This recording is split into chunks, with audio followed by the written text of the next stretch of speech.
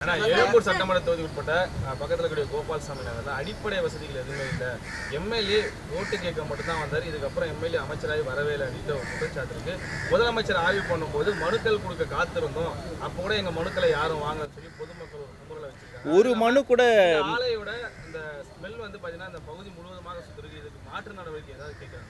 கட்டாயமாக இது வந்து அவர்களினுடைய காற்று மாசு அவர்களினுடைய பிரச்சனை மட்டும் கிடையாது, ஒரு தலைமுறையினுடைய பிரச்சனை. ஒரு மனு கூட மிஸ் அவுட் ஆகக்கூடாதுங்கிறதுல நான் ரொம்ப தெளிவாக இருக்கேன். இது வந்து அந்த சம்மந்தப்பட்ட இடத்திற்கே நம்ம போய் ஒவ்வொரு இடத்துக்கும் மனு வாங்குவது ஒரு முறை, அதை வாங்கினதை டேப்லேஷன் பண்ணி டிஜிட்டல் பண்ணுறது இன்னொரு முறை. நான் அந்த முறையில் தான் இருக்கிறேன். என்ன மனுக்கள் வந்தது, எத்தனை மனுக்கள் சீராய்வு செய்யப்பட்டது என்பதையெல்லாம் நான் டிஜிட்டல் டேஷ்போர்டாக தயார்படுத்தி இருக்கிறேன். கட்டாயமாக அந்த காற்று மாசு சம்மந்தப்பட்ட ஒரு 2-3 டிபார்ட்மெண்ட் கொலாபரேட்டிவாக முடிவெடுக்கணும். அது வெறும் நம்மளுடைய பள்ளிக்கல்வித்துறை மட்டும் கிடையாது, அது வந்து காற்று மாசு சம்மந்தப்பட்ட பட்சம். அதனால் அதற்கும் அனைத்து துறைகளோடு ஆல் ஹெட்ஸ் மீட்டிங் நடத்தி, அனைத்து துறை தலைவர்களோடும் ஒரு மீட்டிங் நடத்தி எழும்பூருக்கான பிரச்சனைகள் வந்து சரி செய்யப்படும்.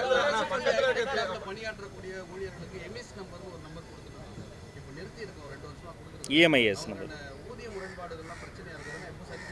இல்லை. இந்த ஊதிய பிரச்சனை என்பது ஒரு நிர்வாக பிரச்சனை மட்டும் கிடையாது, அது ஒரு நிதி பிரச்சனை.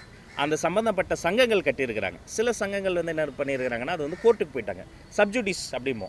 அப்போ நீதிமன்றத்தில் இருக்கும்போது அதை பற்றி நம்ம பொது தளத்தில் பேச முடியாது. அப்படி இல்லாத பிரச்சனைகளை நீதிமன்றத்துக்கே போனால் கூட சில பேர் லோக் அதாலத் வாங்கிட்டு வருவாங்க. சுமூக பேச்சுவார்த்தை மூலமாக தீர்வு காண்பது தான் பிரச்சனை. இது வந்து நிர்வாக ரீதியாக மட்டும் இல்லை, நிதி பிரச்சனையும் இருக்குது. ஆமாம், அது மறுபடியும் அது முன்ன இருந்த அந்த ப்ராப்ளம்ஸ் எல்லாம் சார்ட் அவுட் பண்ணி ஆன்லைனில் கொண்டு வரும்.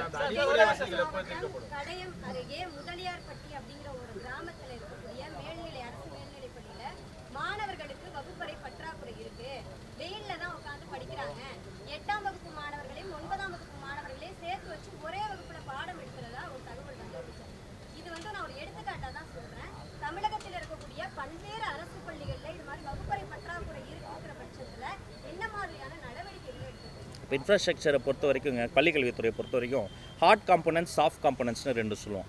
ஹார்ட் காம்பனன்ட்ஸ் இது இப்போ இந்த பில்டிங், இன்ஃப்ராஸ்ட்ரக்சர், வகுப்பறை ஹார்ட் காம்பனன்ட். சாஃப்ட் காம்பனன்ட்ஸ் இதுனா அவங்களுக்கு நடத்தப்படுற கிளாஸ். இப்போ கொரோனா தொற்று காலகட்டத்தில் ஆன்லைன்லேயே பண்ணோம், அது வந்து நடத்துறது சாஃப்ட் காம்பனன்ட்ஸ் வந்து ஈஸி. ஆனால் ஹார்ட் காம்பனன்ட்ஸில் வந்து இத்தனை உயரம் இருந்தால் அது வந்து பள்ளிக்கல்வி கட்டணும், ஒரு காம்பவுண்ட் வால். இவ்வளோ தூரம் இருந்தால் பிடபிள்யூடி பங்களிப்பு இருக்குது. எம்எல்ஏ சம்மந்தப்பட்ட தொகுதியினுடைய எம்எல்ஏ கிட்ட நிதி வாங்கணும், எம்பி கிட்ட நிதி வாங்கணும்னா அது ஒரு கொலாபரேட்டிவாக இருக்குது. அதனால் அந்த ஹார்ட் காம்பனன்ட்ஸை பொறுத்த வரைக்கும் கண்டிப்பாக அந்த பிரச்சனைகள் சரி செய்யணுங்கிறது தான் என்னுடைய முதன்மையான நோக்கம். ஏன் முதல் கையெழுத்தை கழிப்பறை கொண்டு வந்தேன்னா, நானும் அதை அறிவேன். என்னுடைய அம்மா ஒரு சாதாரண சத்துணவு அமைப்பாளர். அவங்களுடைய பள்ளிகளில் போய் நான் வந்து அவங்களோட அந்த குழந்தைகளோட நான் இருந்து விளையாடி இருக்கிறேன். அங்கே தான் என்னுடைய விடுமுறை நாட்கள்லாம் அங்கே போயிடுவேன், நான் அங்கேயே தான் இருப்பேன். அதனால் அந்த பிரச்சனையை சரி செய்யணும் என்பது தான் நோக்கம். பட் அது ஒரே நாளில் ஒரே இரவில் அப்படி வந்து சரி செய்ய முடியாது. அதில் பல துறை சம்மந்தப்பட்ட விஷயங்கள் இருக்குது. நாங்கள் அதை ஆய்வு பண்ணி டேப்லேட் பண்ணியிருக்கோம். நல்ல நான் வாழ்த்துறேன்.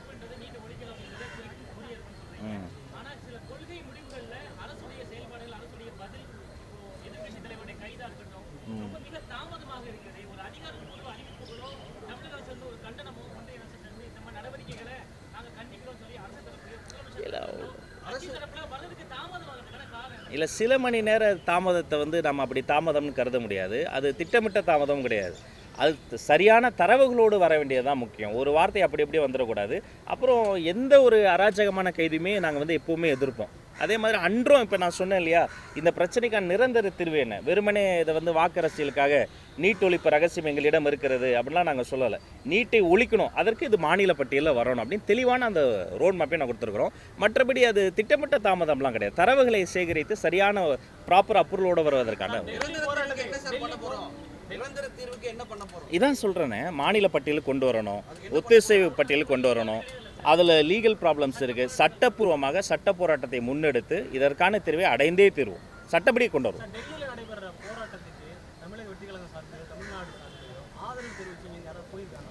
டாக்டர் அருண்ராஜ் ஐஆர்எஸும் மாண்புமிகு அமைச்சர் ஆதவ அர்ஜுனாவும் பள்ளிக்கல்வித்துறை அமைச்சர் ராஜ்மோகனும் வெளிப்படையாக சொல்கிற மாணவர்களின் அறவழி போராட்டத்திற்கு எங்களுடைய ஆதரவு இருக்கிறதுன்னு.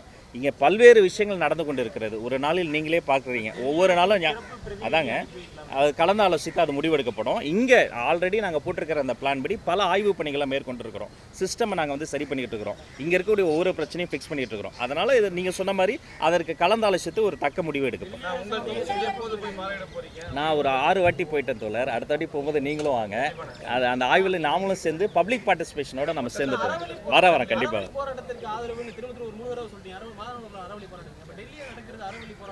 ஆமாம், அறவழி போராட்டம் தான். அதை தானே நான் சொல்கிறேன். மாணவர்களை வந்து அப்படி வன்முறை பிரயோகம் செய்வதோ, அங்கே வந்து ஆதரவு தரக்கூடிய தலைவர்களை மீது வன்முறை செய்வதோ தவறு. அது தவறுன்னு சொல்லணும்னா இது அறவழி போராட்டம் தான் நம்ம சொல்லணும். அமைதியான வழியில் போராடுறது தான் நம்ம சொல்லணும். இப்போ அவங்க வந்து ஒரு இடத்த போய் அடித்து நொறுக்கி, அது வந்து அறவழி போராட்டம் கிடையாது. உண்ணாநோம்பு இருப்பதும், உட்கார்ந்து கோஷம் எழுப்புவதும், அதுவும் குறிப்பிட்ட இடத்தை மக்களுக்கு தொந்தரவு தராமல் இருப்பதும் ஒரு அமைதியான வழி போராட்டம். அதாவது நன்றி.